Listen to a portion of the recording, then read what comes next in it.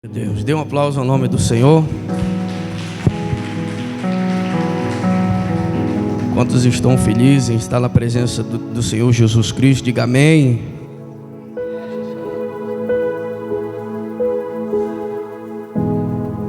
Glória a Deus. Estou muito alegre em poder mais uma vez estar na presença do Senhor e junto nós adorarmos na beleza da sua santidade.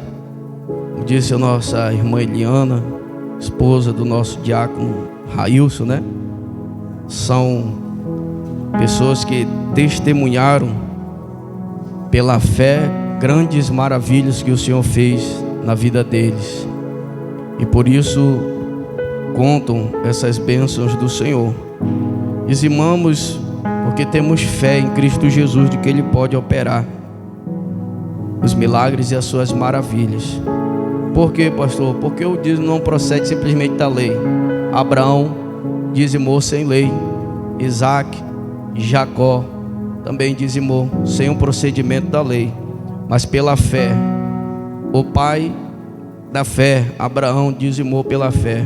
Nós cremos pela fé que Cristo Jesus também opera grandes milagres, maravilha, abre portas e tem abençoado o seu povo, e por isso nós nos alegramos por estar na presença do nosso Deus, amém? E a alma generosa é aquela que abençoa, né? Como diz, se o que você tem pode resolver essa situação, resolva, né? Mas se o que você não tem não resolve a sua situação, faça que nem a viúva pobre. Eu vou integrar tudo na mão de quem pode resolver, e Ele resolve, amém? Abra sua Bíblia em Romanos capítulo 3, versículo 23. Lembrando que esse sábado nós temos aí, desde já dando informações, nosso culto de casais. Vai ser bênção do Senhor Jesus Cristo. Aleluia. Romanos 3, 23. Glória a Deus.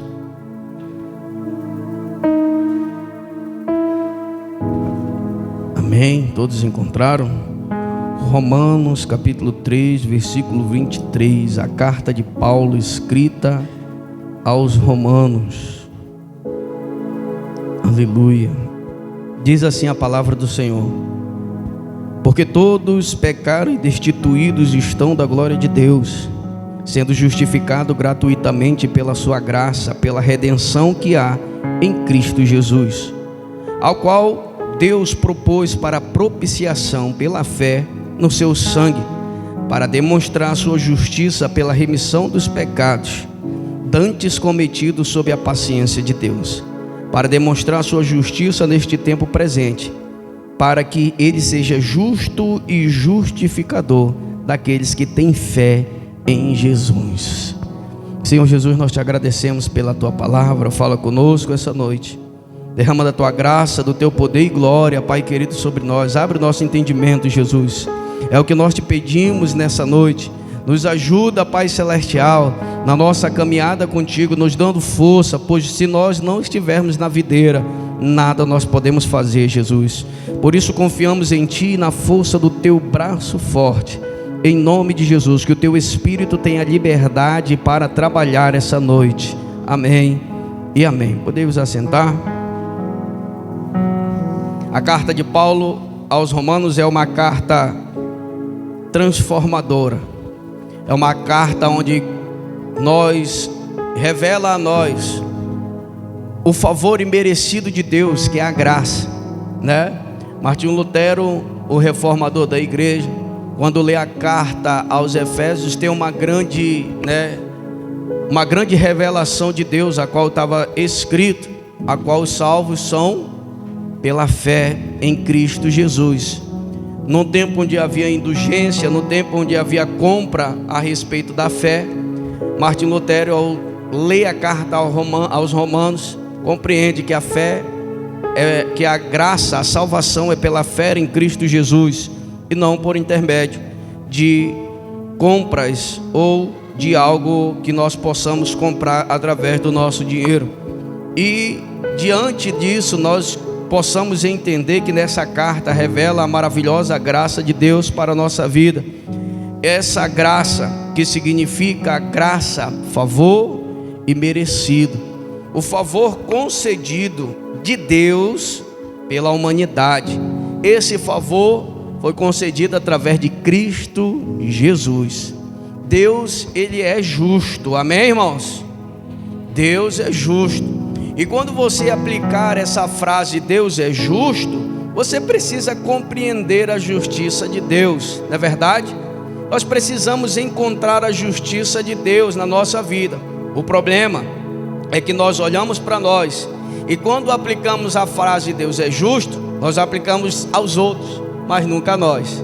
Quando se relata a nós, nós queremos misericórdia, mas aos outros nós falamos Deus é justo, Ele vai agir, Ele vai fazer, Ele vai obrigar, Ele vai punir, Ele vai fazer tal coisa. Mas quando é nós, a gente quer misericórdia do Senhor.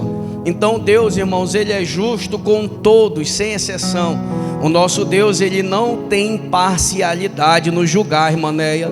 Ele não faz acepção de pessoas. Então Ele vai julgar da forma correta, Ele vai julgar da forma como Ele decidir julgar, porque Ele é justo. Nós precisamos entender que o declínio da humanidade, o declínio do homem vem pela sua fraqueza, pelo seu pecado, pelas suas falhas. Mas nós vamos compreender também a justiça de Deus. Estava no paraíso, Gênesis capítulo 1, Jesus fazendo todas as coisas, luz, o sol, a lua, as estrelas, os animais. Então completou ali a criação no sexto dia. Depois de ter criado tudo, nós vamos lá em Gênesis e vamos encontrar Ele fazendo o homem no sexto dia. E Ele dando a ordem ao homem: sujeite a terra, todos os animais terrestres, silvestres, aqueles que voam, você pode sujeitá-los, domine a terra. E Deus dá essa autoridade. E depois Ele também lança uma ordem ao homem: olha, do fruto que está no meio do jardim, você não pode comer, porque no dia em que dele comer, certamente você morrerá. Jesus dá uma ordem ao homem. O homem passa ali naquele momento a viver no jardim, mas no declínio da sua situação nós encontramos o homem indo através de sua mulher e comendo do fruto da árvore do jardim. Aí nós entramos na consciência nossa de aprender e aplicar a frase: Deus é justo. Sim ou não? Amém, irmãos? Deus é justo. Ele encontra com o homem no jardim e diz: Adão, onde tu estás? Adão havia pecado e pela vergonha havia se escondido. E quando Adão se esconde, o que acontece? A Bíblia diz que Deus vai falar com Adão. E ao falar com Adão, pergunta dele: o que tu fizeste? Ele diz: olha, a mulher que tu me deste me deu do fruto, então eu comi. E de repente nós nos encontramos ali nus. Então Deus olha para ele e diz assim: lança a maldição sobre a serpente, lança a punição sobre a mulher e sobre o homem. Deixa eu lhe dizer uma coisa: o homem permanece no jardim ou sai do jardim? Ele sai, porque Deus é justo. Se Ele disse que assim faria, Ele vai fazer. Só que nós temos uma outra ideia de Deus. Nós precisamos entender uma coisa: que a palavra de Deus, ela é imutável. Se Ele disse, Ele vai cumprir. Ele não vai mudar. Ele vai cumprir a sua palavra.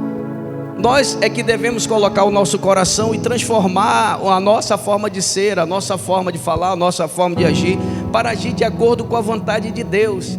Então Deus diz assim: Adão, tu está perdoado, sim ou não? Mas tu vai ter que sair do jardim. Só que a gente acha que o perdão de Deus muitas vezes é o perdão: não, eu vou te perdoar, mas tu continua do mesmo jeito, fica aqui tranquilo, não vai causar nada para ti. Peraí, Deus é justo ou não é para ti, irmão? Deus, Ele aplica a justiça ou não? Só que a gente tem uma mania de achar que nada, tá tudo ok, eu pequei, vai continuar do mesmo jeito. Não tem nada a ver, pelo contrário. Deus diz assim: Adão, tu está perdoado, mas sai do jardim. Sai do jardim. Nós vamos encontrar mais adiante que Adão perde ali a morada no jardim. Ele sai: a partir de hoje tu vai comer do suor do teu rosto, a terra não dará o seu fruto. Assim como você pensa, você vai trabalhar, você vai gerar, mas a terra não vai gerar o que é ela para gerar para ti. Por quê? Porque tu pecou. Então tu sai do jardim. Adão sai do jardim por causa do pecado. Adão sai da presença de Deus por causa do pecado. E nós perdemos essa presença quando pecamos. E a gente precisa entender que o que separa a minha vida do meu Pai, que é o Deus que está nos céus, é o meu pecado. O que separa você de Deus é o seu pecado. Adão está, por causa do pecado, se afastando. A palavra de Deus e o Deus justo, o Deus imutável, que não vai mudar, mas na realidade quem precisa mudar somos nós. E que a gente precisa entender: Adão e Eva vão gerar filhos, Caim e Abel. A Bíblia diz que Caim é lavrador, Abel é pastor de ovelhas. A Bíblia conta que Caim, por sua vez, vai trazer ali o fruto, a oferta para oferecer a Deus. E depois, por sua vez, vem Abel e vai oferecer o sacrifício. Mas o sacrifício de Caim é reprovado e o sacrifício de Abel é aceito. Caim, por sua vez, fica chateado. Mas a palavra de Deus é: faça o certo e será aceito. Ele não vai mudar, ele vai falar: faça certo, então será aceito. Eu vou lhe perguntar nessa história, que eu sei que você já leu: Deus mudou a sua palavra? Você vê Deus mudando lá? Ele disse: não, você vai fazer o certo e eu vou aceitar. Agora, se você não fazer o certo, eu não vou aceitar. Deus não vai mudar por causa de uma emoção sua, filho. Ah, porque eu fiquei brabinho. Deus diz: não, você vai fazer o certo. Brabo ou não, você vai ter que fazer o certo e eu aceito. Se você ficou brabo ou não, isso é problema seu, não é problema meu. Eu só vou aceitar o certo. Deus olha para ele e fala com Caim, porque a gente tem uma noção na nossa mente de que a repreensão de Deus é passar a nossa mão na cabeça e dizer: ô meu filho, como muitas canções aí colocam, ô meu filho, né? Amor de Deus, porque você fez isso? Tu está perdoado, está tudo tranquilo. A repreensão de Deus é: faça o certo. Faça o certo e eu vou aceitar. Faça o certo e eu vou receber. Faça o certo e eu vou ouvir a tua voz quando tu clamares a mim.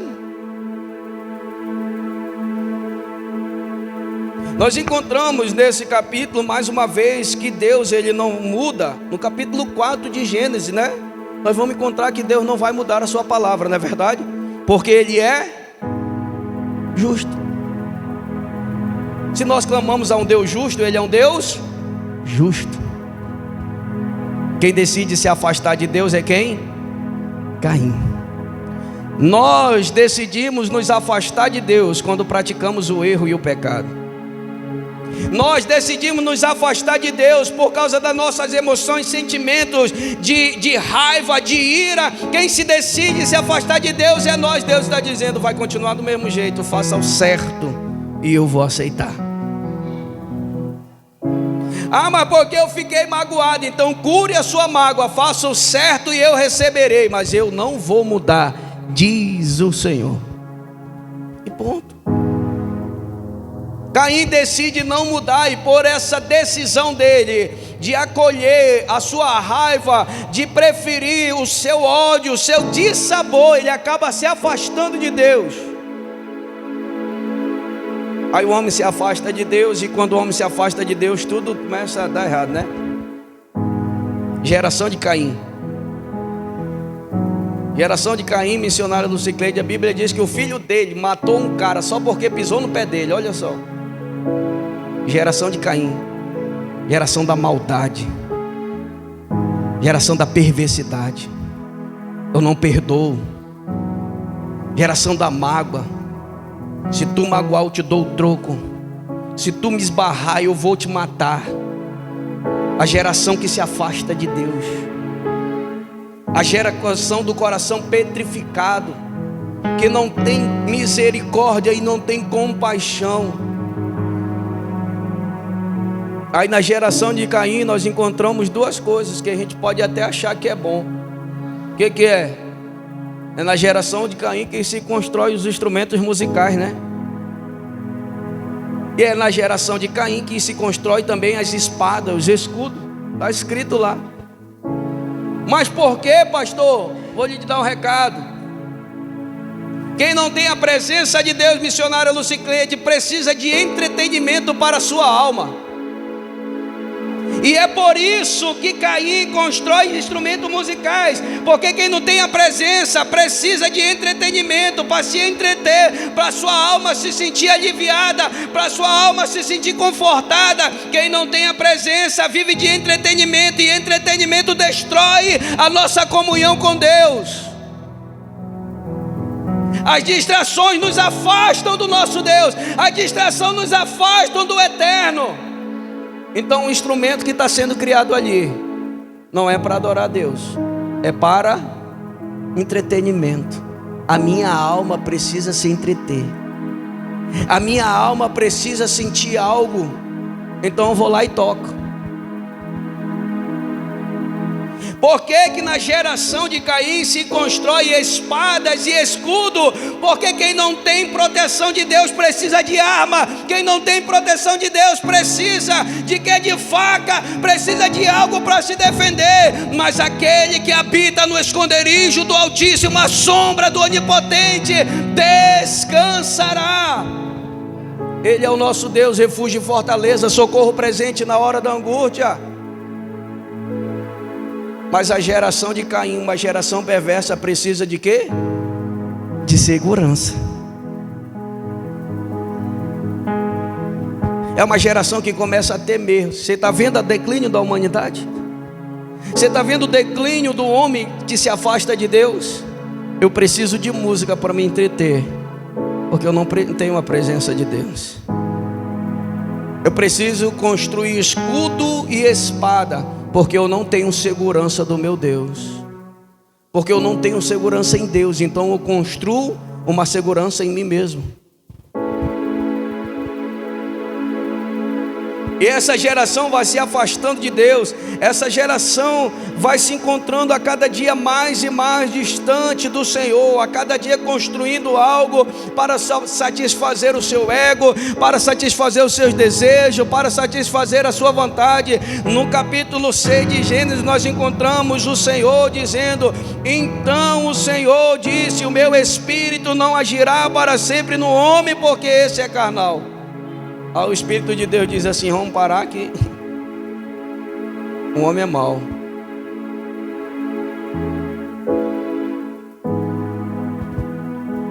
Capítulo 6, o Senhor diz assim, 6 versículo 5 de Gênesis: o Senhor viu que a maldade das pessoas havia se multiplicado na terra, e que todo o desígnio do seu coração era continuamente mau. Ele está dizendo: o homem é mau. Quando ele pensa em fazer alguma coisa, ele pensa mais na maldade. Quando ele pensa em se levantar, quando ele pensa em fazer alguma coisa, é que nem você. Quando pensa em fazer alguma coisa do bem, você pensa 50 vezes, né? Até para abençoar alguém, quer vai dar um dinheiro, tá lá no trânsito, vai pegar aquele dinheiro e dá para aquele cara que tá lá, né, no sinal, aí pensa 10 vezes: ah, esse cara tá aí por quê? O que ele fez para estar aí? Ele poderia estar trabalhando, ele poderia estar fazendo isso, ele poderia estar... Ele pensa 50 vezes antes de abençoar alguém. Mas para dar um murro na cara de alguém, parece que o inimigo vai bater. Parece que o Satanás entra no couro, quer tomar, quer brigar, quer fazer algo. Por quê? Porque parece que o mal a gente dá liberdade, né? Mas para fazer a bondade, parece que a gente se segura. Não, peraí, não é assim não.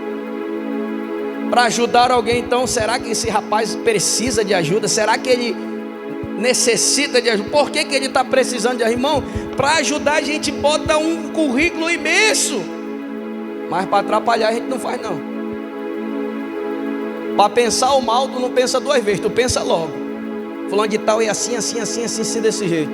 Mas para falar o bem, para dizer assim, fulano de tal é bom, né? Apesar de todos os erros dele, tem uma parte aqui que ele é, né? Tem uma parte que eu sei que Deus... Não, mas para fazer o mal, gente, o coração do homem é mau. É por isso que no capítulo 6 Deus diz assim: meu espírito não contenderá mais com o homem, porque ele é mau. O desígnio do coração dele é mau. Aí a humanidade vai se declinando para o mal. A gente vai se declinando ao pecado e nos afastando de Deus cotidianamente, a ponto de nós nos afastarmos de tal forma, ficarmos distantes e causar essa separação tão grande do nosso Deus, causar essa separação enorme por causa da maldade do nosso coração. E o pecado já está aqui, a gente já se afastou, o pecado já aconteceu, seu coração é mau. Você pode olhar para você: pastor, não faço nada de errado, mas pensa tudo de errado. Pastor, eu não machuco ninguém. Não machuca, mas o seu pensamento e o seu falar é todo errado, né? Pode até não machucar, mas fala, o que adianta? A tua língua vale mais do que as tuas ações. O teu coração está contaminado com a maldade, e tu acha que tu não precisa de Deus. O teu coração está contaminado com o erro, e tu acha que não precisa de Deus, porque não pratica o erro, porque não pratica a maldade. Nós pecamos, destituídos fomos da glória de Deus. Nós necessitamos da graça, irmão. Só quem vai te livrar disso é Jesus. Sim ou não? Lembra do canção? Pois o bem que eu quero fazer não faço, mas o mal que eu não quero, esse sim acabo cometendo. Em meu ser militam carne e espírito em uma guerra infindável.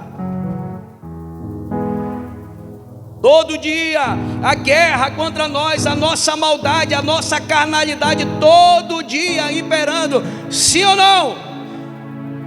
Sim, irmão. É por isso que crente ora, né, missionária Silvia? É por isso que crente ora. Porque quando ele para de orar, a carnalidade dele aumenta. E quando ele para de orar, a carnalidade dele vai aumentando. A mentalidade dele vai ficando muito humana. A mentalidade fica dele carnal. Mas quanto mais ele ora, mas Jesus é bom. Sim ou não? Capítulo 12 de Gênesis, nós encontramos uma promessa. Ele faz uma promessa.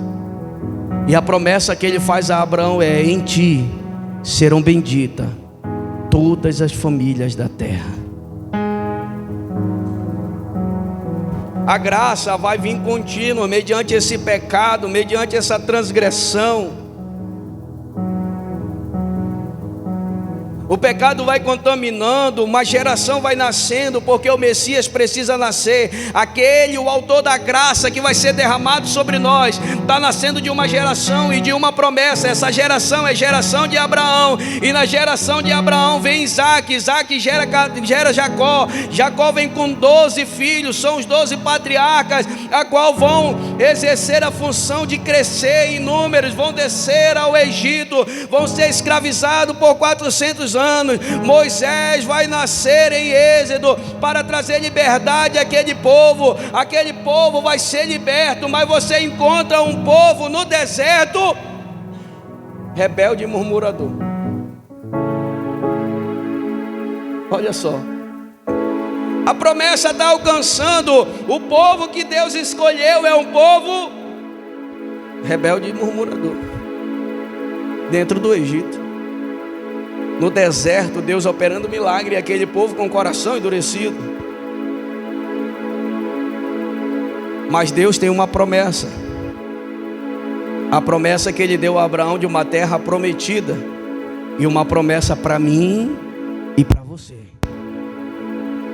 Ele lança uma promessa a Abraão: Abraão, tu vai ser pai de multidões, pai de nações. Essa promessa precisa se cumprir a Abraão, mas ele promete também para nossas vidas: em ti serão benditas todas as famílias da terra. Dali vem uma geração do Messias para nós, e para a geração de Abraão vem Isaac e Jacó. Essa geração que se vai crescendo, vai entrando, como eu falei, no deserto, e nesse deserto vão murmurar e vão acabar fazendo com que o seu líder também peque, fazendo o líder pecar, ele também não entra na terra prometida. Sobe para o monte, olha para a terra e diz: aqui acabou para ti, Moisés, tu fica aqui, porque tu só vai até aqui mesmo. Enxergou a terra? Enxergou, pois é, agora a tua missão acabou. Mas eu não vou entrar, Senhor. Não, tu bateu na pedra lá em Meribá, mas foi o teu povo, mas foi tu que fez. Deus é justo ou não? Quem foi que ficou com raiva e bateu na pedra? Moisés. Você está pensando que Deus vai aceitar? Senhor, eu pequei por causa do Francinildo. Aí Deus vai olhar: tu pegou porque tu quis. Não, mas foi o Francinildo que me incitou a pecar. E o problema é teu, o pecado foi teu. Aí ele não entra na terra. Tem um sucessor dele lá embaixo esperando ele descer. Quem desce, em vez de ser Moisés, quem desce é Deus para falar com ele: levanta-te, põe de pé, porque tu farás herdar esse povo, essa terra. Josué é o homem forte, valente, irmão. Grandes maravilhas Deus opera na vida de Josué. Eles conquistam a terra prometida, grandes coisas Deus faz através da vida de Josué. Acaba a vida de Josué, nós encontramos o povo já dentro da terra prometida, dentro da terra que mana leite e mel. E adivinha o que está acontecendo? O período dos juízes. O povo, aí vem, você vai se identificar, né? Quando tá bom, se desvia, e quando tá ruim, vem para a igreja. Esse é o período de juízes.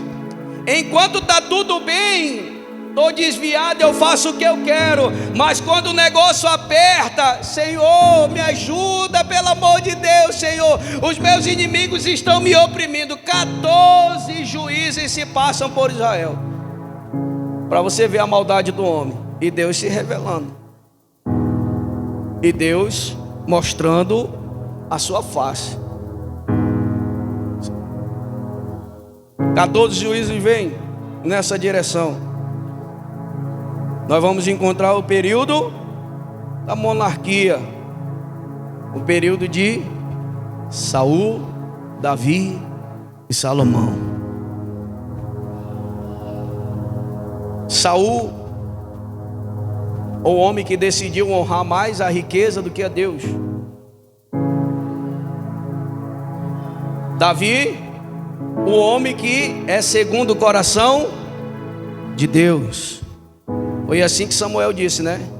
Vem, Samuel, porque eu escolhi um para mim, segundo o meu coração. A ele tu ungirás. Pastor, mas se a gente ler a história, o pecado de Saul não é tão grave quanto o pecado de Davi. Sabe qual é o problema, irmão? O problema está no coração. É quem decide permanecer no erro. Esse é o problema. Teu pecado, ele pode ser até grave, mas se tu vir hoje derramar o teu coração e dizer assim: Senhor, eu não quero pecar, eu não quero mais errar.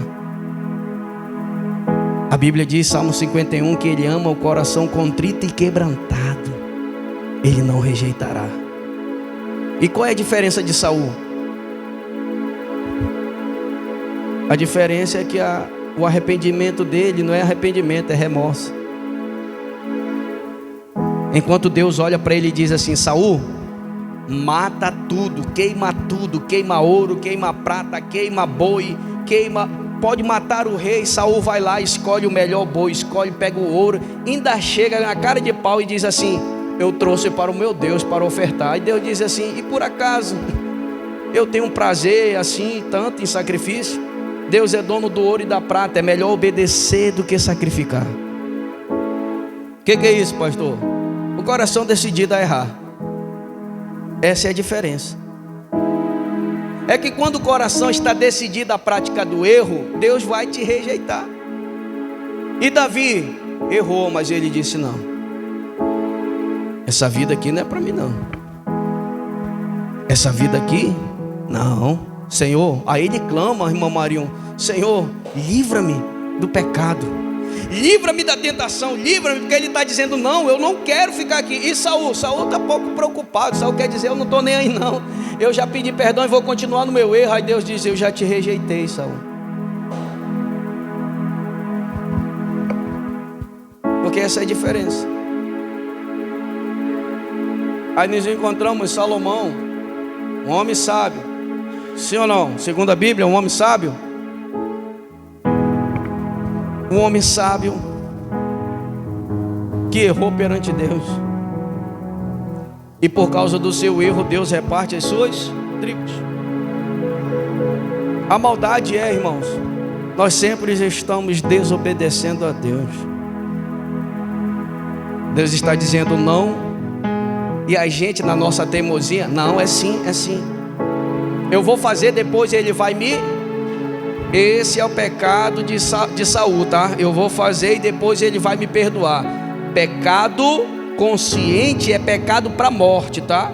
A pior coisa é o pecado consciente. O pecado ignorante, a Bíblia diz que Deus lança do mar do esquecimento, mas o pecado consciente é outro nível. É eu ter noção daquilo que eu estou fazendo e mesmo assim faço. É ter noção de que é errado, mas mesmo assim continuo. Pecado consciente. A vida trava, a vida para, não anda, aí fica dizendo: por quê? Porque Deus isso, porque Deus aquilo, porque eu quero uma palavra de vitória. E Deus está dizendo: eu quero que tu conserte a tua vida, para que tu possa andar diante do meu ser, para que tu seja abençoado de acordo com a vontade do Evangelho, e não segundo o teu querer. O que adianta ter sabedoria e desobedecer a Deus? Fala para mim.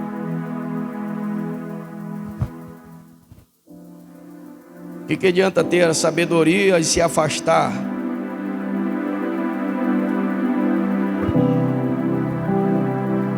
Ficar distante de Deus,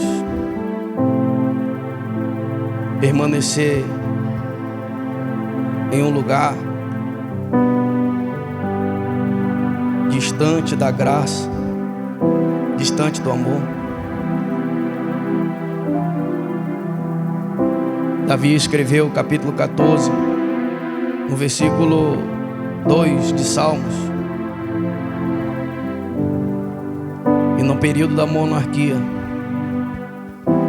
o salmista já escreve por revelação, dizendo: do céu o Senhor olhou para os filhos dos homens, para ver se há quem tenha entendimento, se há alguém que busque a Deus. A resposta foi: todos se desviaram, todos juntamente se corromperam, não há quem faça o bem, não há um sequer. Essa foi a resposta. Ainda não estava nem na graça, Francisco. Período de monarquia, a revelação do homem segundo o coração de Deus foi: na terra não há quem faça o bem, todos se desviaram e juntamente se afastaram de Deus. Nós necessitamos da graça de Deus, para que os nossos pecados sejam perdoados e possamos reativar novamente a comunhão.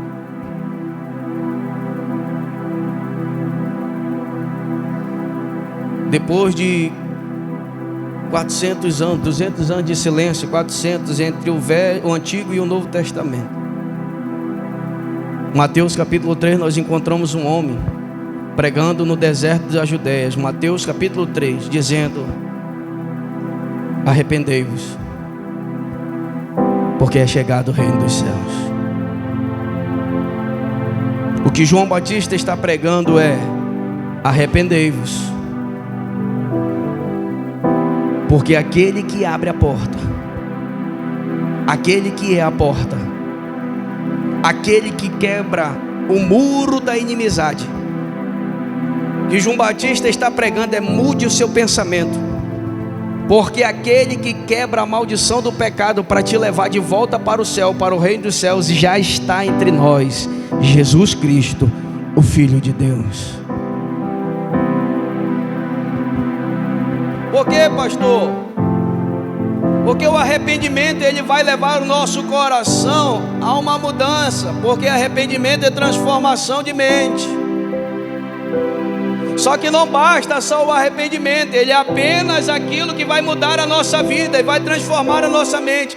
Por quê? Porque aquele que confessa e é que é salvo, não basta só se arrepender, tem que confessar, tem que olhar para Cristo, tem que confessar o nome de Cristo, tem que viver Cristo. Não é só se arrepender. Não é só dizer hoje eu parei, não vou fazer mais, amém, glória a Deus. Mas quer ser salvo, filho? Só através do Filho. Não há outro caminho. Então ele vem pregando um novo caminho, uma mudança ao nosso coração. Jesus estava chegando, ele estava dizendo: mude seu entendimento, porque se o seu entendimento não mudar, você não receberá Cristo Jesus. Mude a sua forma de pensar, porque se você não mudar a sua forma de pensar, você não receberá Cristo Jesus. Mude a sua forma de ser, porque se você não pensar diferente para se tornar um novo homem, você não receberá Cristo. É necessário uma mente transformada. É necessário nascer de novo. João Batista pregou e prediz o caminho. Ei, mude a sua mente, porque o justificador chegou. Mude a sua mente, porque aquele que vai limpar de todo pecado está chegando. Eu não sou digno de desatar as sandálias dos seus pés. Ei, Jesus chegou na beira do Jordão e João Batista diz: eu que devia ir a ti, tu vem a mim. E ele diz que vem, que assim seja.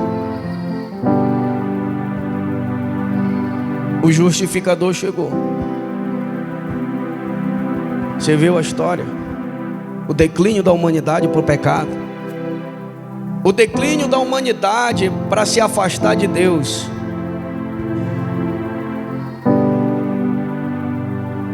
O declínio da humanidade que se afasta do seu eterno, do seu Salvador. Aí nós encontramos no nosso texto João 3,16: porque Deus amou o mundo de tal maneira que deu seu Filho unigênito, para que todo aquele que nele crê não pereça, mas tenha vida eterna. O justificador. Você se afastou de Deus, filho. Você se distanciou de Deus por causa da maldade do coração, por causa do pecado, por causa da transgressão, por causa da sua vontade, por causa dos seus desejos. Você se afastou de Deus. E nesse afastar, irmão, deixa eu te dizer, há uma guerra.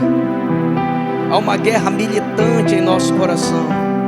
Há uma guerra militante em nossa alma, que milita entre alma e espírito, entre carne e o espírito. E se você se afasta de Deus, essa carnalidade aumenta. Se você se afasta de Deus, essa carnalidade tende a subir.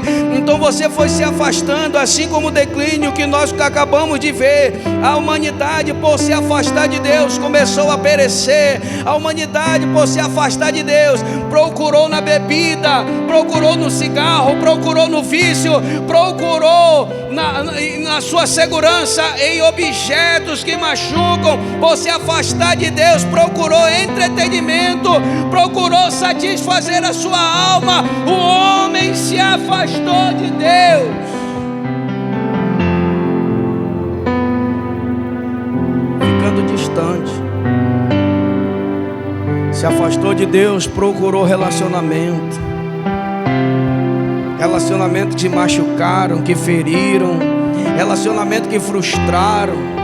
Se afastou de Deus e acabou caindo nos laços do diabo, a ponto de se laçar e de ficar totalmente preso, não ouvindo nem a voz de Deus. Aí chega o justificador, Jesus Cristo. Arrependei-vos. Eu quero te fazer voltar de novo pelo novo e vivo caminho. Fica de pé no nome de Jesus. Cadê os diáconos? Os dois diáconos aqui na mesa.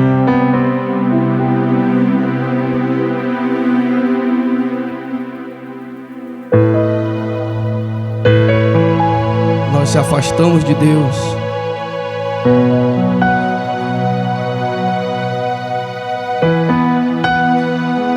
Estamos distantes. Jesus chegou para quebrar toda a parede de inimizade. Que essa noite, hoje, seja um divisor de água na sua vida. Que hoje você possa olhar e dizer assim: Senhor, há uma guerra em mim, há uma guerra no meu interior, há uma guerra na minha mente, Jesus. Eu quero ser espiritual, eu quero ser um homem cheio da tua presença, eu quero ser uma mulher cheia da tua presença, mas há uma guerra na minha mente que me afasta de ti, há uma guerra na minha mente que me faz se afastar da tua presença, Senhor. Ei, o justificador Jesus Cristo morreu na cruz do Calvário, pegou toda a cédula do diabo e rasgou. Você precisa vencer essa guerra hoje. Você precisa vencer essa guerra hoje. Você precisa chamar Jesus e dizer: ei, tu que me justificou, tu és o justificador. E eu creio, Pai querido, na tua palavra. Eu creio no Evangelho. Eu creio, Pai, em ti, que tu morreu, que tu veio como homem, Pai querido, pregou o Evangelho, morreu e ressuscitou, está à destra de Deus e intercede por nós. Mas em Hebreus, tu, Pai querido, através desse Evangelho disse: Ele, Jesus, o nosso sumo sacerdote, que veio como homem e foi tentado em tudo, mas sem pecado, para que a gente pudesse ser purificado. Assim, Senhor Jesus, purifica-nos e santifica-nos, Senhor, na tua graça. Podeis servir a igreja do Senhor Jesus Cristo. Não entendo o meu próprio agir,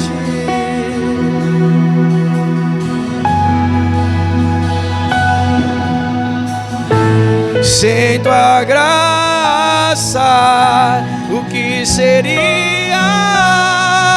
de mim, Deus?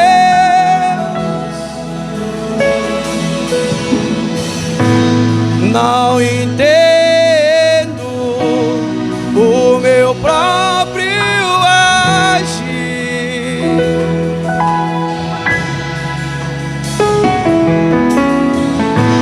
sem tua graça, o que seria de mim, Deus? Pois o bem que eu quero fazer não faço, e o mal que eu não quero, esse sim acabo cometendo. Eu sei que no tocante ao meu interior tenho prazer na sua lei.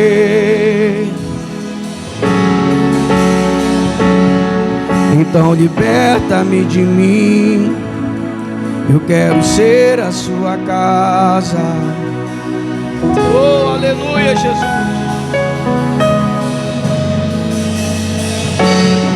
Então enche-me de ti, até que não haja mais espaço. Se você estiver aqui, eu sei, eu vejo o pecado.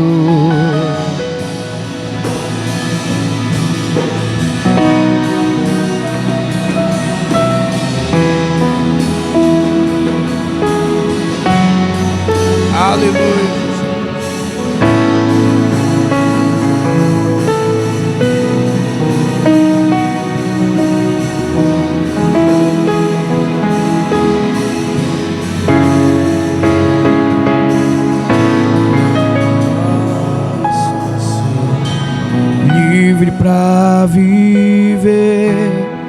a sua bondade.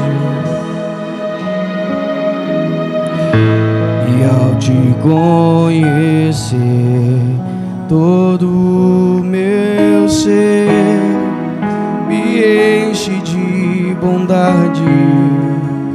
E eu passo a ser livre para viver a sua bondade. E ao te conhecer, todo o meu ser se enche de bondade e reina o Espírito sobre a carne.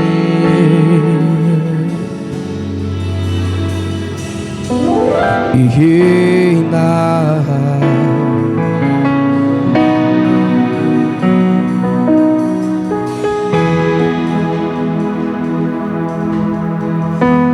fomos justificados pela fé que temos em Cristo Jesus. Como diz o texto de Romanos, Ele é o justo que justificou a nossa vida. E justificar significa ser declarado justo ou inocente diante de Deus, não por mérito próprio, mas pela graça de Deus através da fé em Cristo Jesus. E o mesmo texto fala que nós somos redimidos por essa fé. A redenção, a libertação do pecado, das suas consequências através do sacrifício de Jesus, nós obtemos a redenção e a restauração entre Deus e a humanidade, rompida pela queda, rompida pelo pecado, rompida porque se afastou, rompida porque um dia decidiu pecar e decidiu se afastar. Mas o texto diz que houve redenção em Cristo Jesus, que quebrou toda a barreira da maldição e restaurou a nossa comunhão com o Pai, a nossa comunhão com Deus.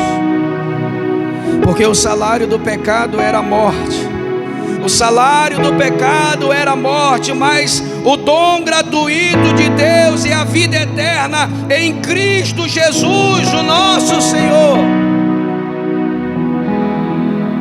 Nós merecíamos a ira de Deus. Deus é justo e Ele preparou a sua ira para o dia da sua vinda. João Batista pregou e disse: quem vos ensinou a fugir da ira vindoura de Deus? Isaías pregou e disse: a ira de Deus virá. Jeremias profetizou e disse: pela maldade a ira de Deus descerá sobre a terra. João teve a revelação na ilha de Patmos e diz: a taça está cheia, a taça da ira de Deus será derramada sobre a humanidade. Ei, mas essa ira será derramada sobre aqueles que não receberam a Cristo. Nós fomos redimidos pelo sangue do Cordeiro, e a ira de Deus não nos alcançará, porque Cristo Jesus nos tornou filho. Por isso estamos aqui. Porque eu recebi do Senhor que também vos ensinei, que Jesus Cristo, na noite em que foi traído, tendo tomado do pão, tomou e disse: tomai e comei, este é o meu corpo, que foi moído por vós. Podei comer o pão em nome de Jesus. Então liberta-me de mim, eu quero ser a tua casa.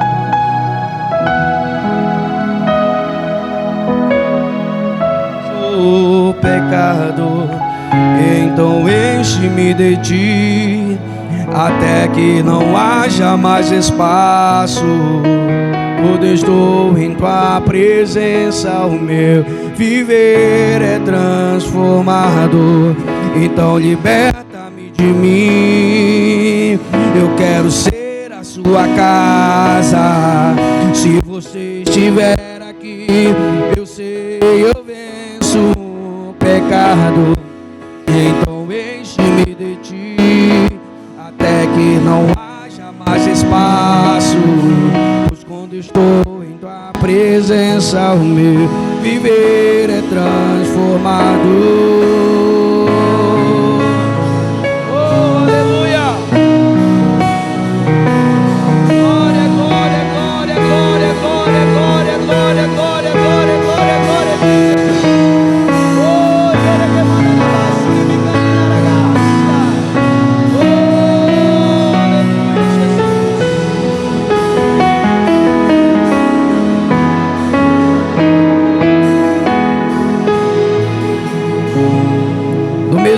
Depois de cear, pegou também um cálice, dizendo: este é o cálice da nova aliança no meu sangue. Façam isto todas as vezes que beberem em memória de mim. Porque todas as vezes que comerem este pão e beberem desse cálice, vocês anunciam a morte do Senhor até que Ele venha. Podem tomar o cálice da nova aliança em nome de Jesus.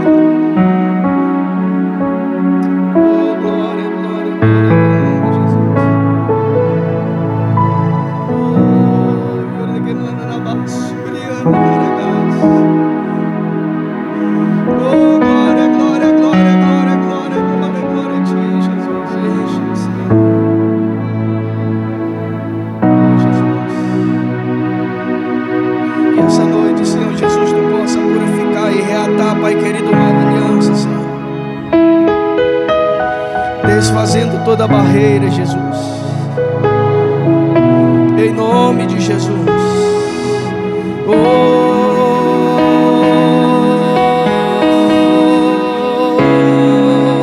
Então liberta-me de mim. Eu quero ser a tua casa. Se você estiver aqui, eu sei, eu venço o pecado. Enche-me de ti, até que não haja mais espaço. Pois quando estou em tua presença, o meu viver é e eu passo a ser livre pra viver a tua bondade.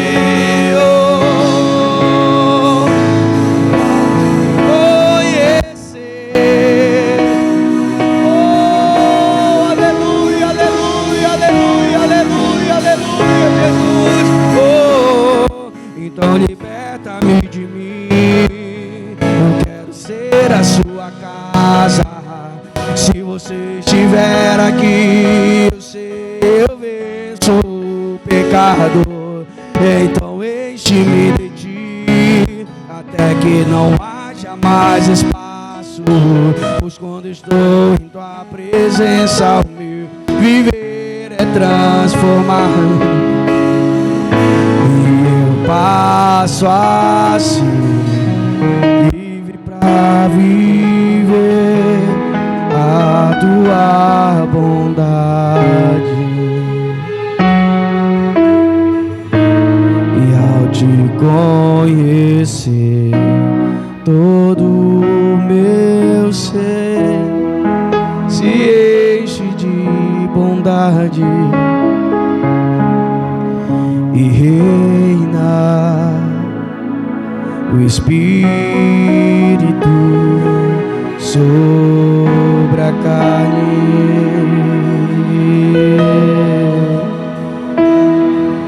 E reina o Espírito sobre a carne.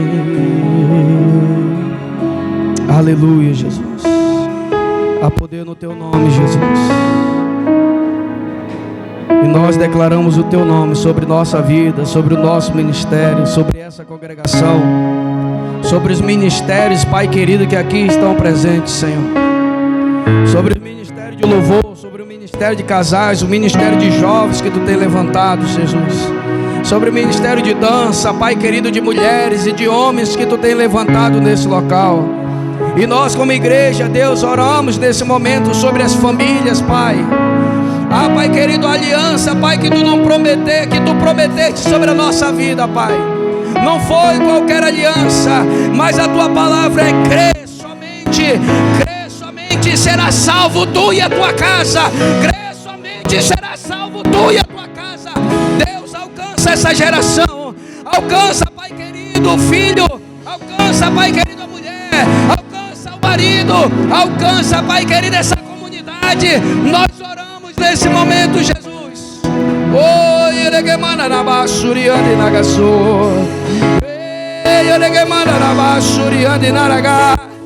Em nome de Jesus nós oramos, Deus. Nós declaramos o Teu nome sobre essa comunidade, Deus, e damos uma ordem na autoridade e poder do Teu santo nome. Todo principado, toda potestade, seja agora anulada pelo poder do nome de Jesus. No nome de Jesus, seja agora dissipada todo teto de bronze. Em nome de Jesus.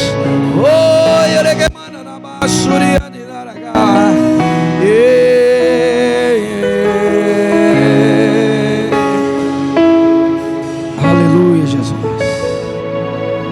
Que o Senhor Jesus te abençoe e faça frutificar em nome de Jesus a semente da fé em teu coração. Cresça em graça e cresça em conhecimento. No nome de Jesus. Dê um aplauso ao nome do Senhor Jesus Cristo. Glória a Deus.